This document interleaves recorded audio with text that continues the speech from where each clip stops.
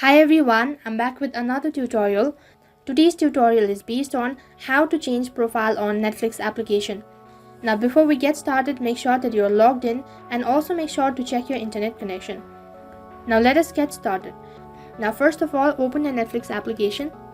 Now as soon as you open the Netflix application, the interface kind of look like this, and on the home page, right on top in the upper right corner, you can see a profile icon. Tap on it. And as you can see right on top, you have a list of profile, and under it you can see manage profile. Now tap on it. Now as you tap on manage profile, on the other page you get to edit. Now from here you'll have to select an account. So in order to select account, all you have to do is tap on the pencil icon that is right in center. Now right in the corner there is a small pencil shape icon. Tap on it. Now on the other page you have a list of options. So from here you can select any one of these following options. So you can either keep animated character or your favorite character. Now all you have to do is simply tap on it, and as you can see the profile has been changed. And once you're done selecting it, all you have to do is tap on the arrow icon which is right on top in the upper left corner. And right on top, as you can see, the profile icon has been changed.